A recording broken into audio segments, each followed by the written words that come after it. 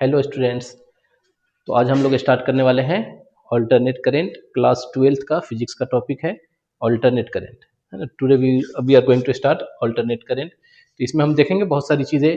हमने जो पढ़ा है 11th क्लास में वेव पढ़ा है, 12th क्लास में वेव ऑप्टिक्स पढ़ा है, वेव को कैसे रिप्रेजेंट करना है। तो वो सब सीखने के बाद अब जो हम सीखने जा रहे हैं तो alternate current.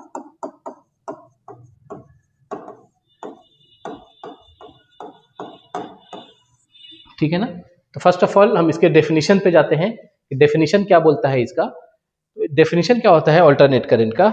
If current is changing in magnitude continuously as well as in direction periodically, यानी करंट अपने मैग्नीट्यूड को कंटिन्यूअसली चेंज कर रहा हो और डायरेक्शन को पीरियोडिकली चेंज कर रहा हो, तो ऐसे करंट को हम बोलते हैं अल्टरनेट करंट। ठीक है। तो क्या है इसका मतलब, डेफिनेशन कैसे लिखेंगे इसका। If current changes its magnitude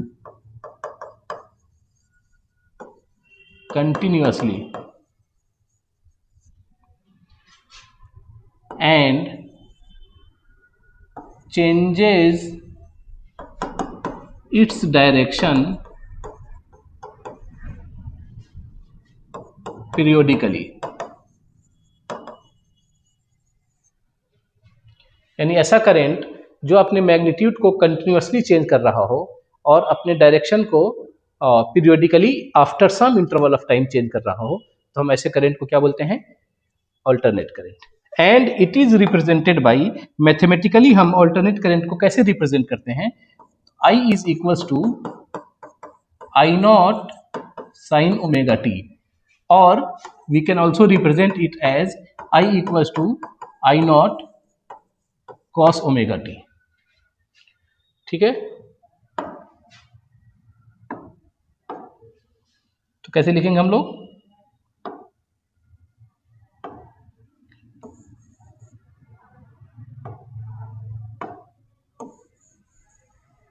कहाँ डिलीट हो रहा है, रिकॉग्नाइज कर लिया, अच्छा कोई नहीं, लिमिट कर दीजिए। ठीक है। तो अब हम अगर लिखते हैं मैथमेटिकली एसी के इक्वेशन को लिखते हैं, तो I is equals to I not sine omega T, और we can write it as I is equals to I not cos omega t. ठीक है ना। तो हम मैथमेटिकली इस इक्वेशन को इस तरीके से लिखेंगे। अब हम इसके एआई टेक्स्ट रिकग्निशन को बंद कर दे रहे हैं और डायरेक्टली जो हम अपने राइटिंग में लिखेंगे वही चीज़ें यहाँ पे आएंगी। मैं इसको फिर से लिख देता हूँ, I equals to I not sine omega T और I equals to I not cos omega T.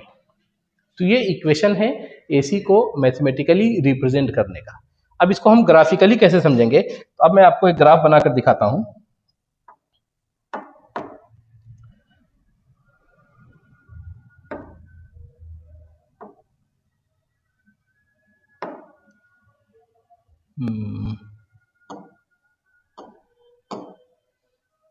चलिए, तो अब हम लोग क्या देखेंगे, इसको ग्राफ बना के देखते हैं। ठीक है। अब यहाँ पे ग्राफ बनाते हैं। I equals to I not sine omega T का ग्राफ बना रहे हैं। तो ये ग्राफ, ठीक है, यहाँ पे आई को रख रहे हैं और एक्स एक्सिस पे हम टाइम को रख रहे हैं। तो ये ग्राफ किसको रिप्रेजेंट कर रहा है, I equals to I not sine omega T, whereas maximum value, as we know sine omega T की मैक्सिमम वैल्यू +1 और मिनिमम वैल्यू -1। उसी तरीके से कॉस ओमेगा टी की मैक्सिमम वैल्यू +1 और मिनिमम वैल्यू -1। तो ये जो मैक्सिमम वैल्यू होगा which will be equals to I naught, and negative side में जो मैक्सिमम वैल्यू होगा, निगेटिव साइड में maximum value which is equals to minus I naught. तो ये रिप्रेजेंटेशन है I equals to I not sine omega T का, यानी AC wave, AC current wave का ये जो इक्वेशन आएगा। ठीक है ना। तो इसमें आप देखेंगे कि फर्स्ट हाफ साइकिल जो होगा वो पॉजिटिव होगा and then second half cycle जो होगा वो निगेटिव होगा। क्या बोला एसी का definition, if current changes its magnitude continuously and changes its direction periodically. तो अगर आप यहां से देख रहे हैं तो ये करंट अपने मैग्नीट्यूड को कंटिन्यूअसली बढ़ा रहा है, बढ़ा रहा है, बढ़ा रहा है, और एक टाइम ऐसा आएगा कि करंट की वैल्यू मैक्सिमम होगी। फिर उसके बाद धीरे धीरे करंट की वैल्यू कम हो रही है, कम हो रही है, कम हो रही है, कम हो रही है, और होते होते करंट की वैल्यू कितनी हो जाएगी? 0। ठीक है, और फिर निगेटिव साइड में करंट का वैल्यू बढ़ रहा है, बढ़ रहा है, बढ़ रहा है, बढ़ रहा है, बढ़ते बढ़ते करंट की मैक्सिमम वैल्यू कितनी आ जाएगी? निगेटिव साइड में -I0। फिर करंट की वैल्यू कम होते होते होते होते होते निगेटिव साइड से कितना हो जाएगा करंट का वैल्यू? 0। तो जब ये फर्स्ट हाफ साइकिल कंप्लीट हो रहा है, पहले ये फर्स्ट हाफ साइकिल, फिर देन सेकेंड हाफ साइकिल, तो फर्स्ट हाफ साइकिल पॉजिटिव है, सेकेंड हाफ साइकिल निगेटिव है। यानी हर पीरियोडिक टाइम, पीरियोडिक इंटरवल, यानी कुछ इंटरवल के बाद अगर करंट अपने डायरेक्शन को बदलता है, ठीक है ना, तो ऐसे करंट को हम बोलते हैं ऑल्टरनेटिंग करंट। ठीक है, तो आप अगर यहां पे देखेंगे इस वेव की अगर बात करेंगे तो इस वेव का टाइम पीरियड कितना होगा? तो आप बोलोगे कि एक कंप्लीट लूप यहां से लेकर यहां तक जाने में कितना टाइम लग रहा है, इसको हम टाइम पीरियड बोलते हैं। ठीक है ना, तो जैसा आप देख सकते हैं कि अगर ये टाइम पीरियड है, यहां से इसकी वैल्यू t है, तो this will be equal to t/2। Symmetry के रिगार्डिंग, क्योंकि ये ग्राफ काफी सिमेट्रिकल है, तो this value will be equal to t/4। यहां से यहां तक की जो वैल्यू होगी वो कितनी होगी? t/2 प्लस t/4, है ना।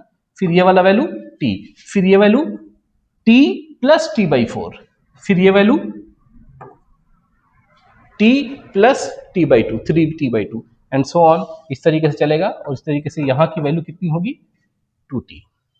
ठीक है, तो आप देख रहे हैं यहाँ पे कि t/4 पे आपको मैक्सिमम वैल्यू मिल रहा है। तो ये जो t/4 हमने बताया, ये एक्चुअल में ग्राफ की सिमेट्रिसिटी को देखकर बताया। इसको अभी मैथमेटिकली कैलकुलेट भी करेंगे कि t/4 पे मैक्सिमम वैल्यू कैसे आ रहा है।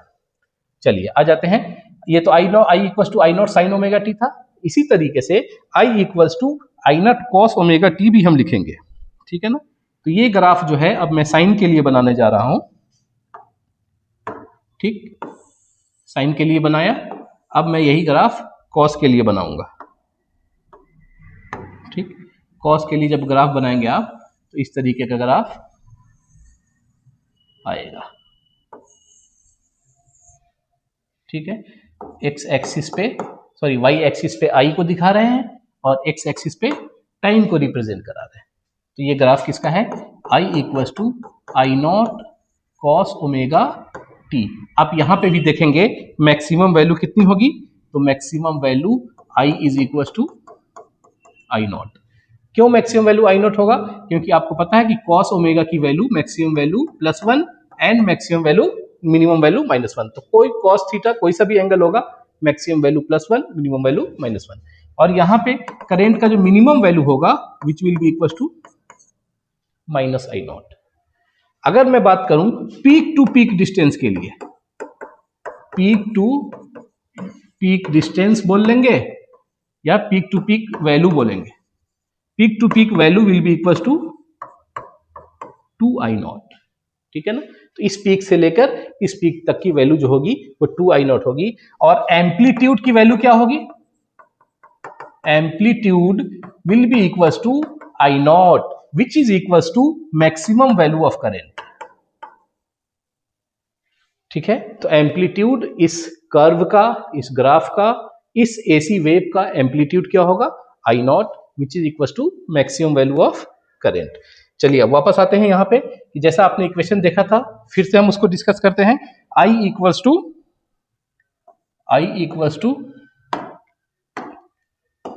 I0 sine omega t. एक एक टर्म को हम समझ लेते हैं।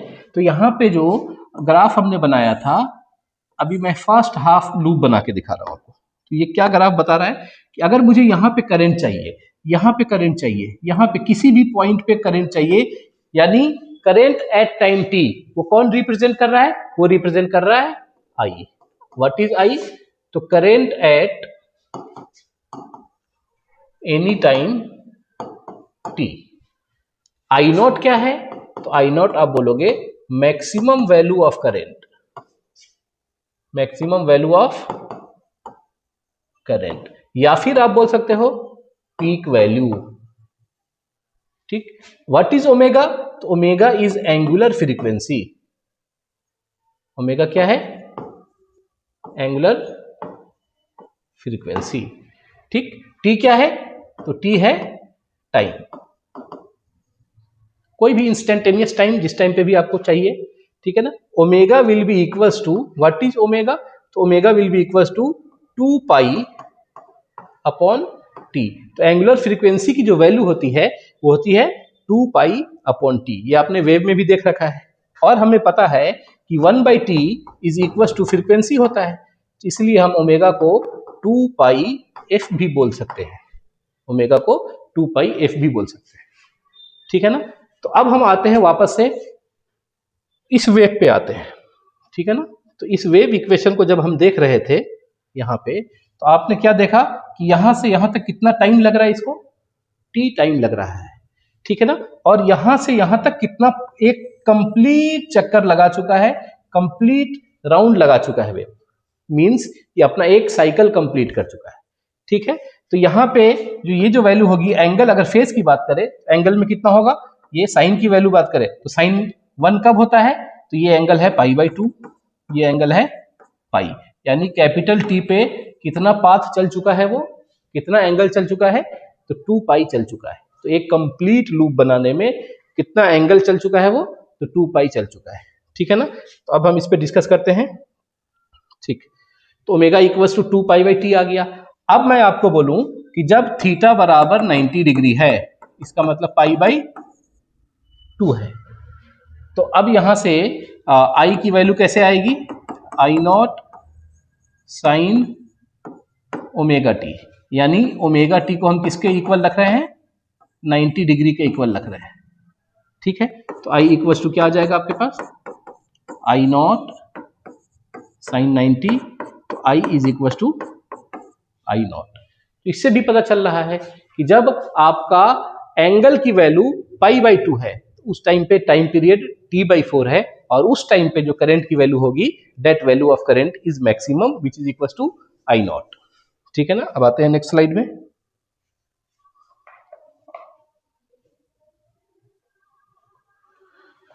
ठीक, तो अब हम देखते हैं कुछ टर्म्स है, basic terms, amplitude of AC, frequency and time period. ये कुछ बेसिक टर्म्स है जिसको हम वापस से एक बार इंट्रोड्यूस कर दे रहे हैं, क्योंकि बार बार ये चीजें काम आएंगी। ठीक है ना। तो एम्पलीट्यूड ऑफ एसी की वैल्यू आपने देखा, एम्पलीट्यूड ऑफ एसी कितना है? I0 which is equal to maximum value. What is frequency? Frequency क्या होता है कि जब आप इसको देख रहे हैं, इस तरीके से वेव आपका आगे मूव ऑन हो रहा है, और एक कंप्लीट लूप चलने के बाद, यानी यहां से यहां तक चलने के बाद उसको कितना टाइम लग रहा है, that is called time period, यानी time taken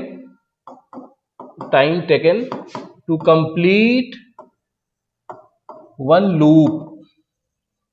what is time period? Time taken to complete one loop, यानी यहां से लेकर यहां तक आने में इसको कितना टाइम लग रहा है, that time is called time period. और ऊपर से फिर फ्रीक्वेंसी क्या होता है कि how much loop is covered, how much loop is completed in 1 second. ठीक है। तो 1 सेकेंड में जितने भी लूप कंप्लीट होंगे, दैट इज कॉल्ड फ्रीक्वेंसी। तो आपको पता है कि इंडिया में जो अल्टरनेट करंट यूज होता है, उसकी फ्रीक्वेंसी 50 हर्ज होती है ऑलमोस्ट, एंड यूएस में जो होता है वहां पे फ्रीक्वेंसी आपका 60 हर्ज का होता है। यहाँ पे जो हम लोग करंट यूज करते हैं वो 50 हर्ज का होता है। तो फिर से मैं आपको समझा दूं कि व्हाट इज मीन बाय ये 50 हर्ज क्या होता है, कि ऐसे ऐसे 50 साइकिल को पूरा कर लेगा एक एसी वेव 1 सेकेंड में, तो इसको हम बोलेंगे 50 हर्ज की फ्रीक्वेंसी है। ठीक है ना। चलिए आगे बढ़ते हैं। तो ये बेसिक टर्म्स है, एम्पलीट्यूड ऑफ एसी, ये समझ में आया, पीक वैल्यू कहां से कहां तक है, frequency, and then time period. इसके बाद फिर हम पढ़ेंगे एसी के अलग अलग टाइप है, अलग अलग तरीके के वेव है। ठीक है। ठीक, अब इसके बाद हम जो पढ़ेंगे कंडीशंस रिक्वायर्ड।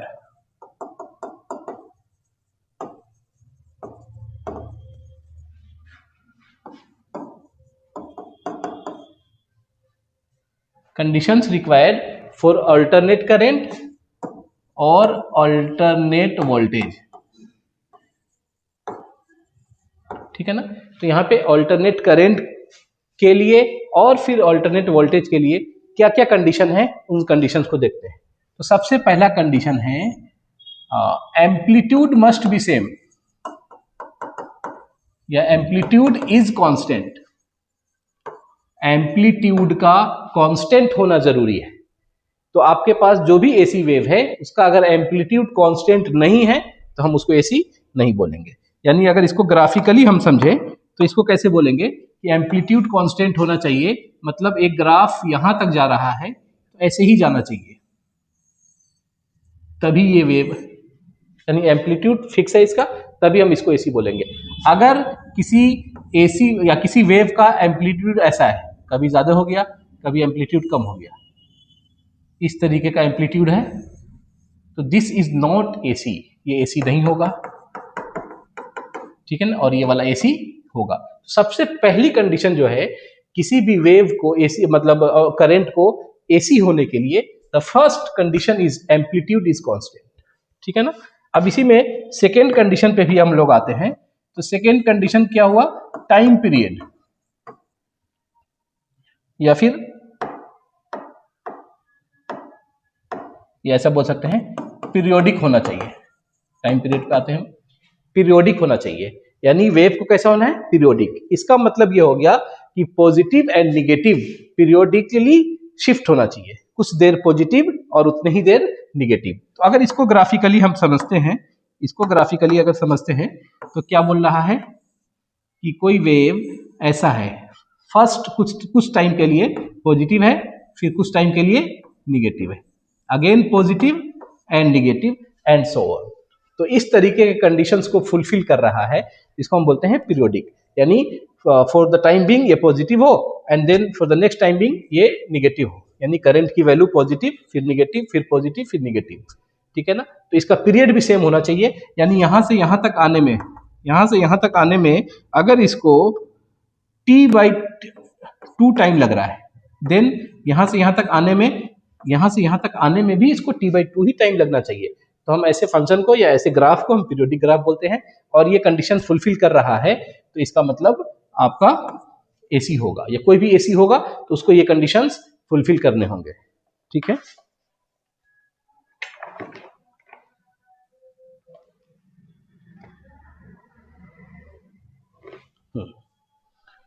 ठीक है, तो यहाँ पे मैं आपको कुछ ग्राफ बनाकर दिखाता हूँ कि कौन कौन सा एसी है, कौन कौन सा एसी नहीं है, ठीक है। तो सबसे पहला जो मैं आपको बनाकर दिखाता हूँ यहाँ पे ग्राफ,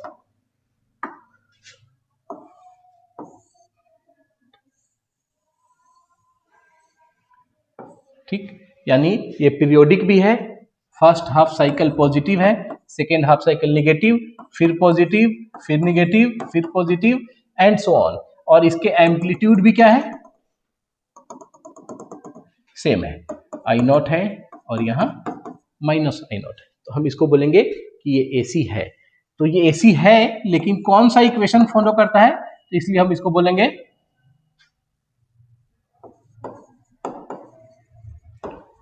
साइनोसॉइडल वेव, ठीक है ना। सिमिलरली अगर ऐसा ही ग्राफ है, ठीक है, और इस तरीके से फॉलो हो रहा है,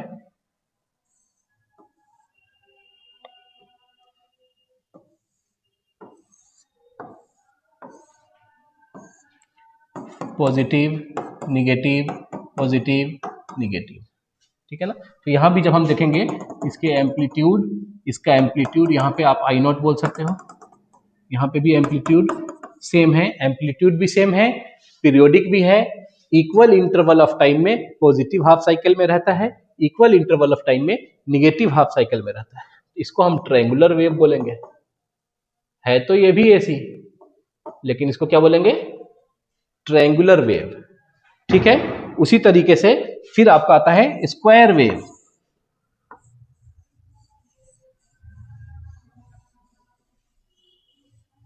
एंड सो ऑन, ठीक है ना।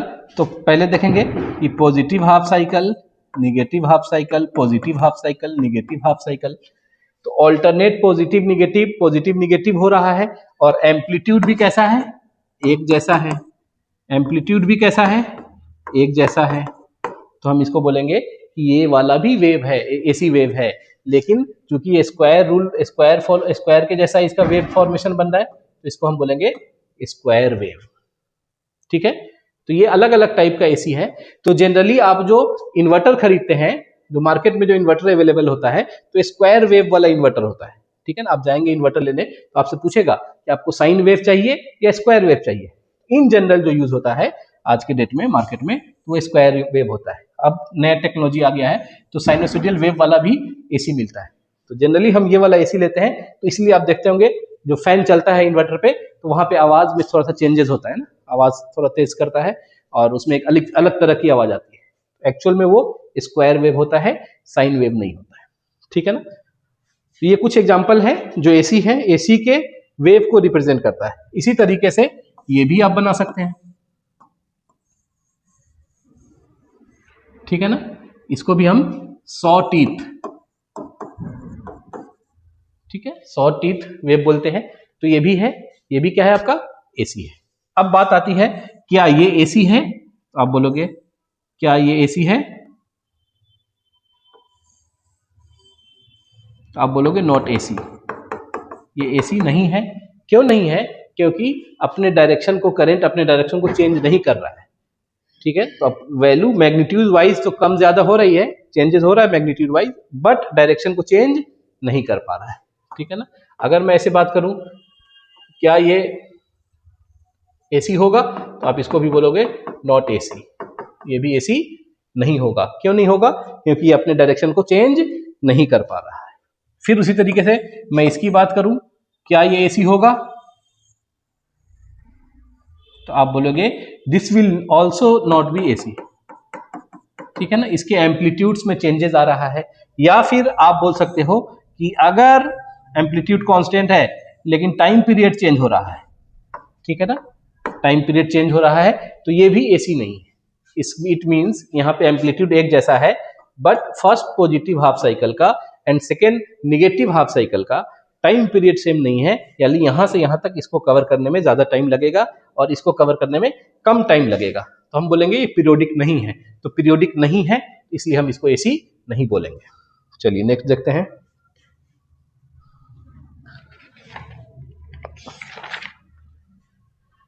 ठीक है, तो अब हम स्टार्ट करते हैं एवरेज वैल्यू और मीन वैल्यू।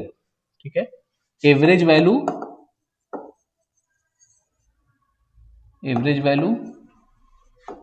और मीन वैल्यू ऑफ एसी। ठीक है ना, तो अगर आपको फास्ट लग रहा हो तो थोड़ा सा स्लो करके इसको देख ले, एक एक करके सारी चीजों को समझ ले, है ना। चलिए हम फटाफट बढ़ते हैं। एवरेज वैल्यू और मीन वैल्यू ऑफ एसी, जैसा आपको बताया कि alternating current I is equal to I not sine omega t, ये इसका इक्वेशन है, जनरल इक्वेशन है करंट का। क्या मतलब है इसका, जैसा आप करंट इलेक्ट्रिसिटी पढ़ रहे थे तो वहां पे भी आपको बताया गया था कि करंट की वैल्यू होती है delta Q upon delta T. तो ये एवरेज करंट होता है, और इंस्टेंटेनियस करंट की वैल्यू होती है I is equal to D Q by D T. ठीक है ना, तो यहां से क्या बोलोगे आप, डी क्यू इक्वल टू, अगर मैं टोटल नंबर ऑफ चार्ज की बात करूं तो यहां पे आप बोलोगे delta Q will be equal to I delta t. यहां पे मैं total current, total number of charges की बात करूं तो d Q will be equal to I d t. अब देखिए इसको बहुत अच्छे से समझते हैं। यहां पे मैं फर्स्ट हाफ लूप की ही बात कर रहा हूं, तो आप जब देखेंगे कि यहां पे करंट आई है, यानी वाई एक्सिस आई को रिप्रेजेंट कर रहा है और एक्स एक्सिस टाइम को रिप्रेजेंट कर रहा है। तो अब जैसे जैसे करीब जाएंगे, ये क्या बोला कि जैसे जैसे हम, ये टाइम t/4 है और ये टाइम t/2 है, एट t इक्वल टू 0 आप यहां से स्टार्ट कर रहे हो, तो देखो यहां पे जब भी स्टार्ट करोगे तो अभी करंट कितना है, यहां पे 0, और जैसे जैसे टाइम बढ़ रहा है, टाइम की वैल्यू बढ़ रही है, आपके पास अमाउंट ऑफ करंट भी बढ़ रहा है। तो अमाउंट ऑफ करंट बढ़ रहा है तो नंबर ऑफ चार्जेस भी क्या हो रहे हैं, नंबर ऑफ चार्जेस भी बढ़ रहे हैं। तो अब मैं इस इंस्टेंट की बात करूं, अभी इसके पास कितना चार्ज है, तो बोलो इस इंस्टेंट पे चूंकि बहुत कम चार्ज है, फिर यहाँ पे, फिर यहाँ पे, फिर यहाँ पे, फिर यहाँ पे, और ओवरऑल इस तरीके से कंप्लीट लूप बना लिया, तो यहाँ पे टोटल चार्जेस कितना होगा। तो मैं इस इंस्टेंट पे अगर चार्ज की बात पूछूं तो आप बोलोगे यहाँ पे चार्ज कितना है, डी क्यू, यहाँ पे चार्ज कितना है तो वहां पे भी डी क्यू, यहाँ पे कितना कितना, ऐसे इनफाइनाइट पॉइंट्स आएंगे और सभी जगह चार्जेस कितने होंगे, D Q D Q D Q. Total charge को निकालने के लिए तो आप क्या करोगे, इंटीग्रेट कर दोगे। तो डी क्यू को इंटीग्रेट कर देंगे 0 से लेकर t/2 तक के इंटरवल में, then you will got total charge from t equals to 0 to t equals to t/2। तो अब आपको एवरेज करंट निकालना है, आई एवरेज निकालना है। तो आई एवरेज निकालने के लिए क्या करना पड़ेगा आपको, तो आपको करना पड़ेगा total charge upon total time, ठीक है ना। तो टोटल चार्ज हम लोग कैसे निकालेंगे, तो d Q is equal to I d t. तो आप यहां पे लिखोगे, ऐसे लिखोगे डी क्यू 0 से लेकर t/2 अपॉन टोटल टाइम कितना है, डी टी 0 से t/2। मैं फर्स्ट हाफ साइकिल की बात कर रहा हूं, ठीक है ना। तो यहां से आपका टोटल चार्ज आ जाएगा 0 टू t/2 डी क्यू, और यहां से 0 to t/2 D T, total time आ जाएगा। इसको फर्दर कंटिन्यू करते हैं। तो आप चूंकि डी क्यू को क्या लिख रहे हो, आई डी टी, तो अब बताइए एवरेज करंट की वैल्यू कितनी आएगी, तो आप बोलोगे आई डी टी 0 से t/2 अपॉन में 0 से t/2 डी टी। अब हम इसको इंटीग्रेट करेंगे। आप देखोगे यहाँ पे फंक्शन आई है और इंटीग्रेट जो करना है वो टी के रिस्पेक्ट में करना है। अगर आई कांस्टेंट होता, अगर आई कांस्टेंट होता तो आई बाहर आ जाता, लेकिन आप चूंकि पढ़ ही रहे हो ऐसी डेफिनेशन, स्टार्टिंग यही से होता है कि आई की वैल्यू कंटिन्यूअसली क्या हो रही है, चेंज हो रही है। इसका मतलब we will have to replace this I in terms of t, यानी इस आई को हम टी के टर्म्स में रिप्लेस करेंगे। तो I will be equal to I not sine omega t d t. अब हम इसको इंटीग्रेट करेंगे 0 टू t/2 अपॉन में you will say 0 to t/2 D T, ठीक है ना। यहां तक बात आई समझ में। अब आप इसको जब इंटीग्रेट करोगे तो यू विल से दैट कि आई नॉट कांस्टेंट है, तो वो साइन ऑफ इंटीग्रेशन के बाहर आ जाएगा, तो आई नॉट को हम लोग बाहर ले लेंगे, और sign omega T basic definition है इंटीग्रेशन का, साइन ओमेगा टी का इंटीग्रेशन होता है माइनस में cos omega T upon omega, और यहाँ पे 0 टू टी, और अच्छा यहाँ पे लिमिट्स लगा देंगे, क्या लगा देंगे लिमिट्स, 0 टू t/2, और अपॉन में क्या है, अपॉन में dt का इंटीग्रेशन t, और लिमिट्स लगा देंगे 0 टू t/2, ठीक है ना। इस इंटीग्रेशन को फर्दर सॉल्व करते हैं, तो जल्दी जल्दी इसको हम लोग सॉल्व कर लेते हैं। तो यहाँ पे सबसे पहले आई नॉट माइनस बाहर ले रहा हूं, कॉस ओमेगा टी, तो अब t की जगह हम रखेंगे t/2, cos omega t/2 upon omega minus cos, अब t की जगह रखेंगे 0, तो ये कॉस 0 इस तरीके से आ जाएगा। अपॉन में जो वैल्यू आएगा वो upper limit minus lower limit, t-2 minus 0। इसको सॉल्व करने जा रहे हैं। हाँ, आई नॉट विल बी इन, ये कॉमन रहेगा, ये मल्टीप्लीकेशन में रहेगा। अब यहाँ पे देखो आप, आपको एक बार ओमेगा की वैल्यू भी बता चुके हैं, तो आपको पता है कि omega will be equal to 2 pi upon t. Omega की वैल्यू किसके इक्वल होती है, 2 पाई अपॉन टी के इक्वल होती है। तो यहां से हम क्या करेंगे, देखिए इसको ध्यान से, ओमेगा को रख देते हैं, तो आई नॉट बाहर में है minus I not cos, omega की जगह रख दिया 2 पाई बाई टी, तो ओमेगा की जगह रख दिया 2 पाई बाई टी, इंटू में है टी अपॉन 2, माइनस में कॉस 0 की वैल्यू होती है 1, अपॉन में ये जो वैल्यू आ जाएगा ये आएगा t/2। अब देखोगे यहां से 2 और 2 कट गया, t और t कट गया, cos पाई माइनस 1, और cos पाई की वैल्यू होती है -1, तो ये वाला वैल्यू -1 आ गया, ठीक है ना। तो ये जो पूरी की पूरी वैल्यू है, ये वैल्यू आ गई आपकी -1, और एक -1 पहले से है, तो -2 विच इज इक्वल टू -2, तो +2 आई नॉट अपॉन t/,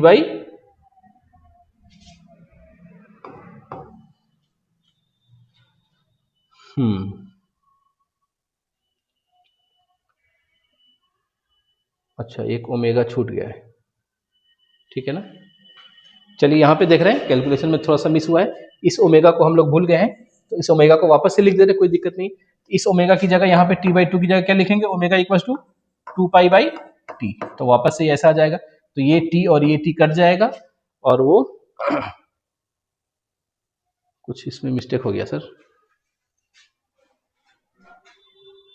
देखिए यहाँ पे कैलकुलेशन थोड़ा सा इशू हो गया, और फिर से इसको देख लेते हैं। आई नॉट इक्वल्स टू, अब यहाँ पे देखेंगे, मैं यहाँ से लिख रहा हूँ, तो ये वैल्यू -1 तो ऊपर में आ जाएगा आपके पास -2I0 अपॉन में एक ओमेगा ये वाला छूट गया है, तो यहाँ पे आएगा ओमेगा, तो अपॉन में आएगा t/2, और ओमेगा की जगह आप लिखेंगे 2π/t, तो यहाँ से ये t कट जाएगा, और ये 2 भी कट जाएगा, तो ये वैल्यू जो आ जाएगी which will be equal to -2I0 upon pi. तो इसका मतलब एवरेज करंट की जो वैल्यू आ गई, एवरेज करंट की वैल्यू 2I0/पाई आ गया फर्स्ट पॉजिटिव हाफ साइकिल के लिए, ठीक है ना। तो आई एवरेज की वैल्यू हम लिख रहे हैं फिर से, I average for first positive half cycle is equals to 2I0 upon pi, will be equal to 2I0 upon pi, यहाँ पे माइनस नहीं रहेगा, ये -1 और ये माइनस मिलकर प्लस हो जाएगा, will be equal to 2I0 upon pi. तो average current for first half cycle ये आ गया 2I0 अपॉन पाई। सिमिलरली अगर आप करते हो, similarly for negative half cycle, similarly for negative half cycle I average will be equals to -2I0 upon pi, ठीक है ना। तो अगर इसको देखते हैं फिर से कि फर्स्ट हाफ साइकिल के लिए यहां से लेकर यहां तक के लिए जो करंट की एवरेज वैल्यू होगी वो आएगा 2I0 upon pi. Then negative half cycle के लिए जो करंट की एवरेज वैल्यू होगी वो 2I0 अपॉन पाई, क्योंकि नीचे है नेगेटिव है, तो -2I0 अपॉन पाई, ठीक है ना। तो अब यहां से आप क्या कंक्लूड कर सकते हो कि average total average current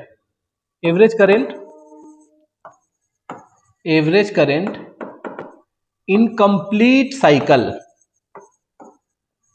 average current in complete cycle will be equal to 0, ठीक है। तो एवरेज करंट की जो वैल्यू आ गई एक कंप्लीट साइकिल में किसके बराबर हो गया, 0 के बराबर। तो जब भी हम बात करेंगे खास करके अल्टरनेटिंग करंट में एवरेज करंट की बात करेंगे, तो mainly we will talk about first half cycle, either positive और नेगेटिव। तो जब भी एवरेज करंट की बात होगी एसी में, अगर कंप्लीट साइकिल की बात करोगे तो वो तो हर बार 0 होगा, इसलिए आपको मोस्ट ऑफ द टाइम हम लोग जो बात करेंगे तो या तो हम यहां से लेकर यहां तक के लिए फर्स्ट हाफ साइकिल के लिए एवरेज करंट वैल्यू की बात करेंगे, या फिर सेकेंड हाफ साइकिल यानी निगेटिव साइकिल के लिए एवरेज करंट की बात करेंगे, ठीक है ना। चलिए, तो इसके बाद हम देखते हैं